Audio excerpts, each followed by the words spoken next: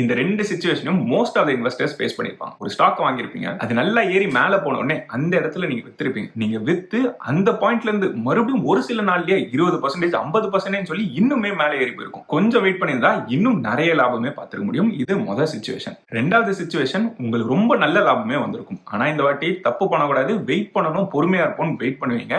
அங்க இருந்து ஸ்டாக் பயங்கரமா கீழே விழ ஆரம்பிக்கும். கிட்டத்தட்ட உங்ககிட்ட இருந்த மொத்த லாபத்தையும் இரேஸ் பண்ணி நீங்க வாங்கின விலையை விட கீழே கூட போயிருக்கலாம். அதாவது நிறைய பேருக்கு என்ன நடந்திருக்கும், 100% லாபம் வரைக்கும் பார்த்திருப்பாங்க. இப்போ திருப்பியும் ஜீரோக்கோ இல்ல நெகட்டிவ்மே போயிருக்கும். இந்த சிச்சுவேஷனும் நடக்கும். இந்த ரெண்டு சிச்சுவேஷனும் most of the investors face பண்ணிருப்பாங்க. முதல் கேஸ்ல நல்ல லாபம் எடுத்து இன்னுமே அதிக லாபம் பண்ண வேண்டியதை மிஸ் பண்ணிருப்போம். இன்னொரு கேஸ்ல நல்ல லாபம் வந்திருக்கும், அதை மொத்தமாவே மிஸ் பண்ணிருப்போம். இந்த வீடியோல ப்ராஃபிட் புக்கிங்கை எப்படி ஹேண்டில் பண்ணணும், அவசரமா வித்து லாபத்தை கம்மி பண்ணாமலும் அதே மாதிரி இருக்கக்கூடிய லாபத்தையும் பறி கொடுக்காம அதை எப்படி காப்பாத்திக்கணும்ன்றதையும் ஆக்சுவல் எக்ஸாம்பிள்ஸோட என்னோட ரியல் லைஃப் ட்ரேட்ஸை வச்சு எக்ஸாம்பிள்ஸா கொடுக்குறேன். ஒரு ப்ராப்பரான சிஸ்டத்தை பில்ட் பண்ணி நிம்மதியா எப்படி இன்வெஸ்ட் பண்ணலாம்ன்றதான் டீடைலா பார்க்க போறோம். வணக்கம், என் பேர் பூசன், இந்த சேனல் ஃபினான்ஸ் பூசன். இந்த வீடியோல உதாரணத்துக்காகவும் என்னோட பர்சனல் எக்ஸ்பீரியன்ஸை எக்ஸ்பிளைன் பண்றதுக்கும் சில ஸ்டாக்ஸோட பேரை யூஸ் பண்ற மாதிரி இருக்கும். அது எதுவுமே இன்வெஸ்ட்மெண்ட் அட்வைஸோ சஜஷனோ கிடையாது. நீங்க இன்வெஸ்ட் பண்றீங்கன்னா உங்களோட ரிசர்ச்சை பண்ணிட்டு பண்ணுங்க. அண்ட் இந்த டாபிக்ல ரொம்ப நாளாவே வீடியோ பண்ணணும்னு யோசிச்சுட்டு இருந்தேன். ஆனா ரீசெண்டா மெம்பர் கம்யூனிட்டில மிஸ்டர் ராமமூர்த்தி ஒரு கமெண்ட் விட்டுருந்தார். இன்ஃபேக்ட் இதே கொஸ்டின் தான் கேட்டிருந்தார். தப்பா ப்ராஃபிட் புக் பண்றதோ, அதாவது அவசரமா விற்கிறதோ இல்ல ப்ராஃபிட்டே லாக் பண்ணாம போறதுனால நம்ம எடுக்கக்கூடிய முடிவுகளே தப்பா மாறிடுது, இது எப்படி அப்ரோச் பண்ணணும்னு கேட்டிருந்தாரு. எக்ஸாக்டா அதை தான் இந்த வீடியோல பார்க்க போறோம். முதல்ல பேசிக்கா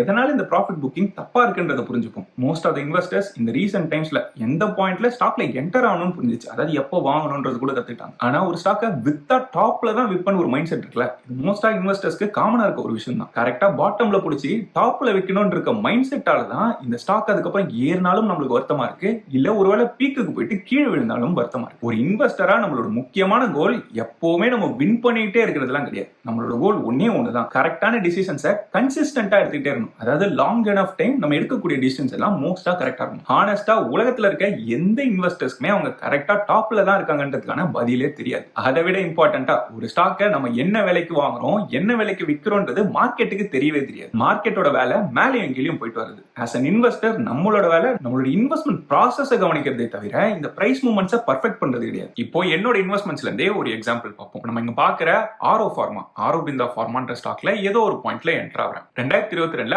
680 ரூபான்ற பிரைஸ் லெவல்ல இருந்து என்டர் ஆகும். அதுக்கப்புறம் அந்த ஸ்டாக் கீழே விழ தொடர்ந்து ஆவரேஜும் பண்ணிட்டே வரேன். அது 600 ரூபாய் வரைக்கும் போது அப்பவும் ஆவரேஜ் பண்றேன். இன்ஃபேக்ட் அங்க இருந்து அது கொஞ்சம் ஏறும் போதும் அதை ஆவரேஜ் பண்ணிட்டே வரும். அப்படியே தொடர்ந்து ஆவரேஜ் பண்ண அது பாட்டம் தொடுது 400 ரூபான்ற ரேஞ்சு தொடும்போது என்னோட பையிங்க மொத்தமா நிறுத்திடுறேன். அங்க இருந்து வெறும் ஒரு சில மாசங்கள்ல அந்த ஸ்டாக்கோட விலை டபுள் ஆகுது. மறுபடியும் கொஞ்ச நாள் வெயிட் பண்றேன். பாட்டமான 400 ரூபாயில இருந்து 1200 பிரைஸ் ரேஞ்ச் வரைக்கும் ஏறிச்சு. அதாவது கிட்டத்தட்ட 3 மடங்கு வெறும் ஒரு சில வருஷங்கள்ல ஏறிச்சு. 1200 ரூபான்ற லெவலில் என்னோட ஹோல்டிங்ஸை மொத்தமா எக்ஸிட்டும் பண்ணிடுறேன். நான் வித்த கொஞ்ச நாள்லயே 1200 ரூபாயில இருந்து 1500 ரூபாய் வரைக்கும் மேலே ஏறி போயிருக்கு. மோஸ்ட் இன்வெஸ்டர்ஸ்க்கு என்ன தோணும், கொஞ்ச நாள் வெயிட் பண்ணியிருந்தோம்னா இன்னும் அதிகமான ரிட்டர்ன்ஸ் பார்த்துக்க முடியும்னு தோணும். ஆனால் நான் இன்வெஸ்ட் பண்ண ஆரம்பிச்சப்போ எனக்குன்ட்டு ஒரு இன்வெஸ்ட்மெண்ட் தீசிஸ் நம்ம என்டர் ஆகிற பாயிண்ட் வேல்யூவேஷன்ல அட்ராக்டிவா இருக்கணும். அஃப்கோர்ஸ் அட்ராக்டிவா இருந்தது. அங்கிருந்து அது இன்னும் எவ்வளவு அட்ராக்டிவ் ஆகுதோ அந்த இடத்துல ஃபுல்லா அக்குமுலேட் பண்ணிட்டே வந்தேன். இதுக்கே இந்த PE ரேஷியோ சார்ட்டை பார்க்க முடியும். கீழே பாட்டம்ல இருக்கும் போது எல்லாம் வாங்கிட்டே இருந்தேன். அதே மாதிரி என்னோட இன்வெஸ்ட்மெண்ட் நரேட்டிவ் படி அடுத்த 2-3 வருஷம் வரைக்கும் அதை ஹோல்ட் பண்ணலாம். இங்க இருந்து அதுக்கான growth பொட்டன்ஷியல் அதிகமா இருக்க மாதிரி இருக்கு. வேல்யூவேஷன்ஸ் எப்போ ரொம்ப ஸ்ட்ரெச் ஆகுதோ அந்த பாயிண்ட்ல இருந்து அதுல இருந்து மொத்தமா வெளியில வந்துடும். அதோட PE ரேஷியோ எப்பெல்லாம் ரொம்ப அதிகமா போதோ, அதாவது அதோட மீடியன் லெவல்ஸ் வந்து ரொம்ப ஓவர் வேல்யூட் ஜோனுக்கு போகும்போது, அப்படி அது ஓவர் வேல்யூவேஷன் ஆகும்போது அந்த EPSும் கூடவே ஏறாம இருந்ததுன்னா அதுல growth குறையுதுன்னு அர்த்தம். சோ இந்த காரணத்துக்காக கொஞ்சம் கொஞ்சமா அதுல இருந்து எக்ஸிட்டும் பண்ணிட்டு வரேன். ரொம்ப ஓவர் ஸ்ட்ரெச்சா இருக்குன்னு தோணும்போது மொத்தமா எக்ஸிட் பண்ணிடுறேன். நம்ம வித்ததுக்கு அப்புறம் அது ஏறுதுன்றத பத்தி நம்ம கவலையே படக்கூடாது. ஏன்னா நம்மளோட இன்வெஸ்ட்மெண்ட் தீசிஸ் என்ன, நம்ம என்ட்ரி எடுக்கும் போதே இந்த காரணத்துக்காக தான் உள்ள வரேன், இதெல்லாம் மாறிச்சுன்னா நான் வெளியில போயிடுவேன் கிளியரா வந்தோம்னா அந்த பாயிண்ட் வரும்போது அந்த டிசிஷனை நம்ம ஹானர் பண்ணணும். இப்போ 1500 வரைக்கும் ஏறின ஸ்டாக் மறுபடியும் அங்க இருந்து நல்லா கீழே விழுந்து 1000 லெவல் வரைக்கும் போச்சு. இன்ஃபேக்ட் நான் இந்த ஸ்டாக் எக்ஸிட் பண்ணி ஒரு வருஷத்துக்கும் மேல ஆயிடுச்சு. இந்த இடைப்பட்ட காலத்துல நிறைய பையிங் ஆப்பர்ச்சுனிட்டியும் வந்திருக்கலாம். வேணும்னா மறுபடியும் ரீஎன்ட்ரி எடுக்கணும்னா எடுத்தும் இருக்கலாம். இந்த ஸ்டாக் இங்க இருந்து மேலேயும் போலாம் இல்ல கீழேயும் போலாம். அதை பத்தி பெருசா யோசிக்கணும்ன்ற அவசியமும் கிடையாது. நம்மளோட இன்வெஸ்ட்மெண்ட் ப்ராசஸ் ஒன்று செட் பண்ணி அதை வச்சு உள்ள என்டர் ஆகிறோம்னா, உதாரணத்துக்கு வேல்யூவேஷன் பிளே தான் பண்ண போறேன்னு தெரிஞ்சு போறோம்னா அதுக்கேற்ற பிரைஸ் மூவ்மெண்ட் இருக்கு, அதனால நான் எக்ஸிட் பண்ண போறேன், எக்ஸிட் பண்றது தப்பும் கிடையாது. என்ன இன்வெஸ்ட்மெண்ட் நரேட்டிவ் வேணாலும் உங்களுக்கு இருக்கலாம். இங்க கம்பெனியோட growth நீங்க ஃபோக்கஸ் பண்ணீங்க, அதோட growthம் தொடர்ந்து வளர்ந்துட்டே இருக்கு. அதாவது அந்த கம்பெனி தொடர்ந்து லாப வளர்ச்சி எல்லாம் காட்டிட்டே இருக்கு, ஸ்டாக் பிரைஸ்ல எந்த மூவ்மெண்ட்டும் இல்ல, இதனால நான் எக்ஸிட் பண்றேன்னு சொன்னீங்கன்னா நீங்க தப்பான விஷயத்தை ஃபோக்கஸ் பண்றீங்க. உங்களோட இன்வெஸ்ட்மெண்ட் நரேட்டிவும் நீங்க ஜஸ்டிஃபை பண்ணல. எதனால ஒரு ஸ்டாக் குள்ள போறீங்கன்றத முடிவு பண்ணிட்டு போங்க. யாரோ சொல்றாங்க, எங்கேயோ கேள்விப்பட்டேன், அதனால நான் வாங்குறேன்ற முடிவு இல்லாம இதனால தான் வாங்குறேன், இந்த விஷயங்கள் இருந்தா இந்த ஸ்டாக் நல்லா இருக்கும், இல்லனா நல்லா இருக்கான்றத நோட் பண்ணிட்டு நீங்க போங்க. இன்ஃபேக்ட் ஒரு ஸ்டாக் குள்ள என்டர் ஆகும்போதே அதோட எக்ஸிட் எக்ஸிட் ஸ்ட்ராட்டஜியும் நோட் பண்ணிட்டு போங்க. அதாவது ஒரு ஸ்டாக்குள்ள நான் போறேன், அதோட லாப வளர்ச்சி தொடர்ந்து 20-25% மேல இருந்ததுன்னா நீ இன்வெஸ்ட் பண்ணிட்டே வருவேன். இல்ல அதோட வளர்ச்சி தொடர்ந்து 3-4 குவார்டரா குறைஞ்சிக்கிட்டே வருது, அதுவும் சிங்கிள் டிஜிட் growthக்கு போயிருச்சு, இனிமே அது வளரும்னு தெரியலன்னா நான் எக்ஸிட் பண்றேன்றது ஒரு ஸ்ட்ராட்டஜியா இருக்கலாம். இன்னொரு உதாரணம் சொல்லணும்னா ஃபண்டமெண்டல்ஸ் எல்லாமே ஸ்ட்ராங்கா இருக்கு, அது கூடவே ப்ரொமோட்டர்ஸ் ரொம்ப நம்பிக்கையான ஆட்கள், அதே மாதிரி ப்ரொமோட்டர் ஹோல்டிங்கும் ஸ்ட்ராங்கா இருக்கு, இதனால வாங்குறேன்னு யோசிக்கிறீங்க. ஆனா திடீர்னு அந்த கம்பெனில ப்ரொமோட்டர்ஸ் ஏதோ ஃப்ராட் தனம் பண்ணிடுறாங்க. நீங்க வாங்கும் போதே ப்ரொமோட்டர் ஹோல்டிங்கோட குவாலிட்டியும் மேனேஜ்மெண்ட்டும் ஸ்ட்ராங்கா இருக்கணும்னு யோசிச்சுட்டு வாங்குறீங்க. ஆனா திடீர்னு அதுல ஒரு டென்ட் விழுதுன்னா உடனே எக்ஸிட் பண்றது இம்பார்ட்டன்ட். அதை விட்டுட்டு தெரியாம தப்பு பண்ணிட்டாங்க, அதை எப்படியும் சரி பண்ணிடுவாங்க, எப்படியும் அந்த ஸ்டாக்கோட வேல்யூ மறுபடியும் ஏறிடும் சொல்லிட்டு நமக்கு நம்மளே சப்பக்கட்டு கட்டிட்டு தப்பான டிசிஷனை மேக் பண்ண கூடாது. இல்ல நீங்க ட்ரேட் தான் பண்ண போறீங்கன்னு முடிவு பண்ணிட்டீங்கன்னா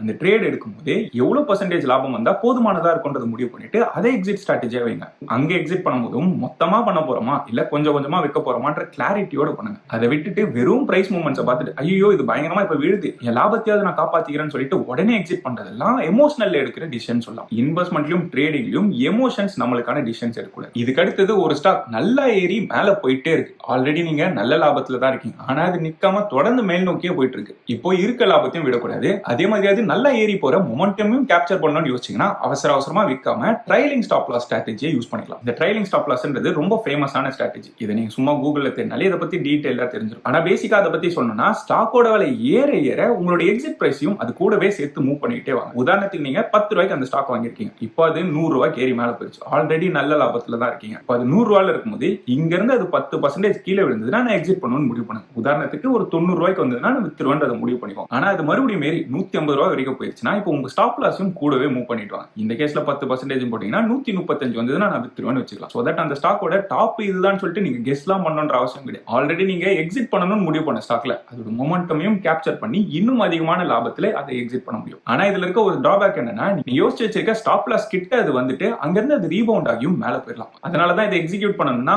ஆல்ரெடி நீங்க வெளியில வரணும்ன்ற ஸ்டாக்ல இதை எக்ஸிக்யூட் பண்ணலாம். இல்லனா இந்த டிராபேக் இருக்குன்றத கிளியரா புரிஞ்சுக்கிட்டு அதுக்கப்புறம் எக்ஸிக்யூட் பண்ணிக்கலாம். உங்களுக்கு கன்வீனியன்ட்டான ஸ்டாப் லாஸ் பர்சன்டேஜ் சூஸ் பண்ணி இந்த மாதிரியான ஸ்டாக் மார்க்கெட் பத்தின இன்சைட்ஸும் ஃபினான்ஸ் பத்தின அப்டேட்ஸும் ரியல் டைமா தெரிஞ்சுக்கணும்னா லேர்னர்ஸ் மெம்பர் கம்யூனிட்டிக்கு ஜாயின் பண்ணிக்கலாம். சேனல் பேஜுக்கு பக்கத்துல இருக்க ஜாயின் பட்டனை கிளிக் பண்ணியோ இல்ல கமெண்ட்ஸ்லயோ டிஸ்கிரிப்ஷன்லயோ இருக்க லிங்கை யூஸ் பண்ணி உங்களால ஜாயின் பண்ண முடியும். 2-3 மாசம் ட்ரை பண்ணிட்டு உங்களுக்கு யூஸ்ஃபுல்லா இல்லைன்னு தோணுச்சுன்னா எப்ப வேணாலும் அதை ஸ்டாப்பும் பண்ணிக்கலாம். அடுத்த ப்ராஃபிட் புக்கிங் டெக்னிக்கை பார்க்கறதுக்கும் ஒரு ஆக்சுவல் எக்ஸாம்பிள் எடுத்துப்போம். இதுக்கு என்னோட இன்வெஸ்ட்மெண்ட்ல இருந்தே பார்ப்போம். ஐடிசியை 480 ரூபான்ற ரேஞ்சில் ஒரு பாயிண்ட்ல 2-3 வருஷத்துக்கு முன்னாடி வித்திருந்தேன். 200 ரூபான்ற ரேஞ்சஸ்ல இருந்து அது கொஞ்சம் கொஞ்சமா அக்குமுலேட் பண்ண ஆரம்பிச்சேன். இந்த 487 வரும்போது இதை வித்துடலாம்னு முடிவு பண்ணிருந்தேன். இன்ஃபேக்ட் அதை விற்கும் போதும் எதனால விற்கிறேன், ஒரு ஸ்டாக்கை விற்கணும்னா இருக்கக்கூடிய 8 காரணங்கள் என்னென்னு எக்ஸ்பிளைன் பண்ணி அதுக்கும் ஒரு வீடியோ போட்டிருப்பேன். அதோட லிங்கை மேலேயோ இல்ல கீழே கொடுக்குறேன், அதையும் செக் பண்ணி பார்த்துக்கோங்க. ஐடிசி எக்ஸிட் பண்ணதுக்கான ஒரு முக்கியமான காரணம் அந்த பாயிண்ட்ல இருந்து அடுத்த 2-3 வருஷத்துக்கு அதுல பெரிய growth பொட்டன்ஷியல் இல்லைன்னு தோணுதுனால கொஞ்சமா எக்ஸிட் பண்ணிருந்தேன். கொஞ்சமா எக்ஸிட் பண்ணேன்னு சொன்னதுதான் அடுத்த ஸ்ட்ராட்டஜி.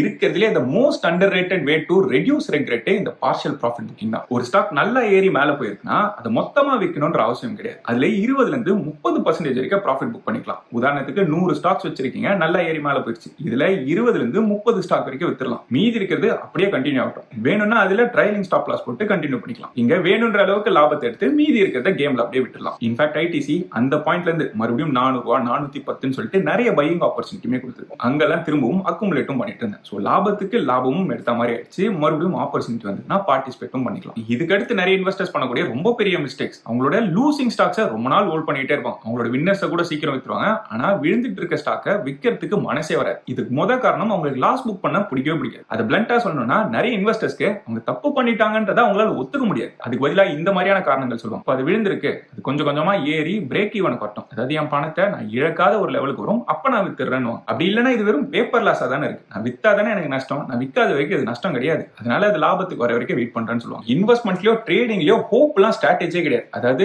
நான் நம்புறேன்பா, எனக்கு கொஞ்சம் நம்பிக்கை இருக்கு, எப்படியும் ஏறிடும் யோசிக்கணும்ல, நம்பிக்கை எல்லாம் ஸ்ட்ராட்டஜி கிடையாது. அதுக்கு பதிலா நம்ம விற்கணுமா இல்லையான்னு முடிவு பண்ணா நம்ம கேட்க வேண்டியது 2 கேள்வி தான். முதல் கேள்வி, நான் இந்த ஸ்டாக்கை வாங்குறதுக்கு என்னென்ன காரணங்கள் இருந்ததோ அது இப்ப அப்படியே இருக்கா இல்ல மாறி இருக்கான்றது. மாறி இருக்குன்னா எப்படி மாறி இருக்கு, ஏன் மாறி இருக்கு, இது டெம்பரரியான விஷயமா இல்லையான்னு தெரிஞ்சுக்கிட்டு எக்ஸிட் பண்ணணும்னா எக்ஸிட் பண்ணிடணும். ரெண்டாவது, இந்த ஸ்டாக்கை இன்னைக்கு இந்த பிரைஸ்ல ஃப்ரெஷ்ஷா வாங்கணும்னா நான் வாங்குவேனா இல்லையான்றது. இல்ல ரொம்ப விழுந்துருச்சு, இந்த பிரைஸ்ல எல்லாம் நான் என்டர் ஆக மாட்டேன், எனக்கு இதுல பயமா இருக்குன்னு தோணுச்சுன்னா நீங்க எக்ஸிட் பண்ணணுன்றதுக்கான காரணமே அதுதான். இந்த வீடியோல இருந்து நீங்க எது எடுத்துட்டு போறீங்களோ இல்லையோ, நீங்க எடுத்துட்டு போக வேண்டியது இந்த 2 முக்கியமான கேள்வி. நீங்க என்ன பிரைஸ்ல வாங்கிருக்கீங்கன்றத பொறுத்து உங்களோட எக்ஸிட் இருக்க கூடாது. அது இப்போ என்ன நிலைமையில இருக்குன்றது மட்டும் தான் பதில் நிர்ணயிக்கும். நிறைய பேர் என்ன பண்ணுவாங்கன்னா, இந்த ஆவரேஜ்ல வாங்கியிருக்கேன், அதனால இப்ப நான் புதுசா இந்த ஸ்டாக்கை வாங்க மாட்டேன் இல்ல விற்க மாட்டேன்னு முடிவு எடுப்பான். நீங்க என்ன பிரைஸ்ல வாங்குனீங்கன்றது மார்க்கெட்டுக்கு சுத்தமா தெரியும். எப்பவுமே நீங்க பையிங்கோ இல்ல செல்லிங் டிசிஷனோ எடுக்கிறீங்கன்னா உங்களோட பிரைஸ் கம்ப்ளீட்டா மறந்துருங்க. இந்த ஸ்டாக்கை நீங்க ஹோல்டே பண்ணல, இப்பதான் ஃப்ரெஷ்ஷா பொசிஷன் எடுத்தீங்கன்னா எடுப்பீங்களா இல்லையன்றது மட்டும் தான் கேள்வியா இருக்கும். இது எல்லாத்தையும் நம்ம கரெக்டாவே ஃபாலோ பண்ணாலும் சில டிசிஷன் தப்பா தான் போகும். இதுக்குமே என்னோட லைஃப்ல இருந்தே எக்ஸாம்பிள் கொடுக்குறேன். மெட்டா ஸ்டாக்கை 160, 150, 100 இன்ஃபேக்ட் 90 ரேஞ்சில் கூட கொஞ்சம் கொஞ்சமா அக்குமுலேட் பண்ணிட்டே வந்தேன். ஆனா அது ஓரளவுக்கு நல்ல ரன் அப் கொடுத்து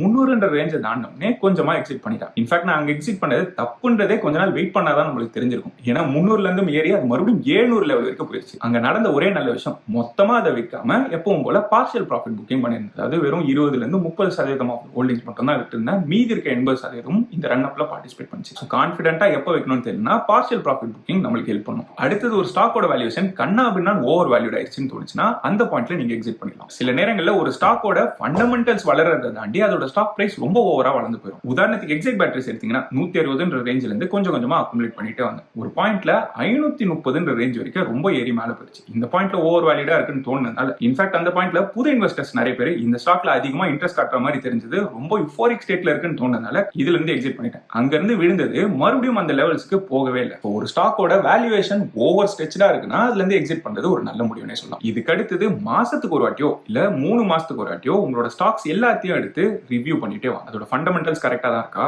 அதோட வேல்யூவேஷன்ஸ் கரெக்டா தான் இருக்கா, அதே மாதிரி நம்ம வந்த நரேட்டிவும் நம்ம இந்த ஸ்டாக்குள்ள என்டர் ஆனப்போ நம்ம சொன்ன ஸ்டோரியும் அப்படியே இருக்கான்றதை செக் பண்ணிக்கோங்க. இதை நம்ம ரெகுலரா பண்ணாலே நம்மளோட எமோஷன்ஸும் கண்ட்ரோல்ல இருக்கும். அதே மாதிரி டெய்லி ஸ்டாக் பிரைஸை பார்த்து தூக்கம் இல்லாம ஸ்ட்ரெஸ்ஸோட இன்வெஸ்ட் பண்றது தேவையே கிடையாது. பீரியாடிக்கா மாசத்துக்கு ஒரு வாட்டியோ இல்ல 3 மாசத்துக்கு ஒரு வாட்டியோ பார்த்து இந்த டிசிஷன் எடுத்தாலே போதுமானது. இது எல்லாத்த விட இம்பார்ட்டன்டா டிசிஷன் ஜர்னல் சொல்லிட்டு ஒன்று மெயின்டைன் பண்ணுங்க. டிசிஷன் ஜர்னல் சொல்லும்போது ஒரு டைரியோ நோட் புக்கோ போட்டு ஒவ்வொரு ஸ்டாக்கை வாங்கும் போதும் விற்கும் போதும் எதுக்காக அந்த டிசிஷன் எடுக்கிறேன்றதை நோட் பண்ணுங்க. ஏன் விற்கிறேன், எதுக்காக வாங்குறேன், என்ன எக்ஸிட் பிளான்ன்றதை நோட் பண்ணும்போது என்னோட எமோஷன்ஸ் எப்படி இருக்குன்றதும் நோட் பண்ணணும். அதாவது இந்த ஸ்டாக்கை நான் விற்கும் போது இந்த மாதிரி தான் நான் ஃபீல் பண்ணேன், இதுக்காக தான் நான் விற்றேன், இந்த பயம் எனக்கு இருந்ததுன்னு சொல்லிட்டு உங்களோட எமோஷன்ஸுமே நோட் பண்ணுங்க. இதை கேட்கும் போது ஒரு எக்ஸ்ட்ரா ஒர்க் மாதிரி ஃபீல் ஆனாலும் இதை தொடர்ந்து நம்ம பண்ணிட்டே வந்தோம்னா நாளைக்கு இந்த இன்வெஸ்ட்மெண்ட் ஜேர்னலோ இல்ல இந்த டிசிஷன் ஜேர்னல திரும்பி பார்க்கும்போது ஓஹோ இந்த தப்பெல்லாம் பண்ணிருக்கோம், நம்மளோட பிஹேவியர் இப்படி இருந்திருக்கு, மார்க்கெட் கிராஷ் ஆகும்போது நம்ம இப்படி ஃபீல் பண்ணிருக்கோம், இந்த முடிவு எடுத்துக்க வேணாம்னு சொல்லிட்டு நமக்கே நிறைய லேர்னிங்ஸ் இருக்கும். அதுவும் பர்டிகுலரா நம்மளோட பிஹேவியரை நம்ம புரிஞ்சுக்கிறதுக்கு ஹெல்ப்ஃபுல்லா இருக்கும். மார்க்கெட்ல பணம் பண்ணோம்னா அனாலிசிஸ் நம்பர்ஸ் எல்லாம் தாண்டி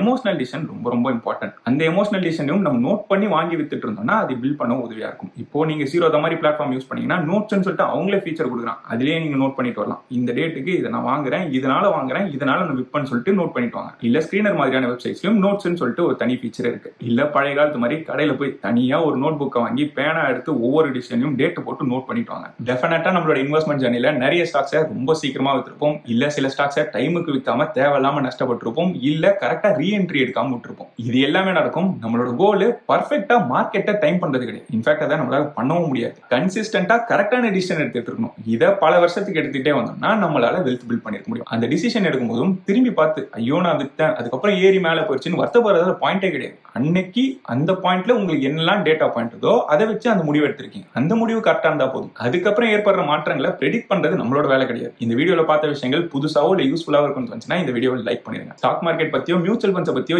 A to Z கத்துக்கணும்னா www.financeboost.in வெப்சைட்டை செக் பண்ணி பாருங்க. இந்த சேனலுக்கு இது வரைக்கும் சப்ஸ்கிரைப் பண்ணா சப்ஸ்கிரைப் பண்ணிட்டு அந்த பெல் ஐகானை கிளிக் பண்ணி ஆல் என்ற செலக்ட் பண்ணினா இந்த சேனல்ல போற வீடியோஸோட நோட்டிபிகேஷன் உடனே வந்து சேரும். நன்றி மக்களே.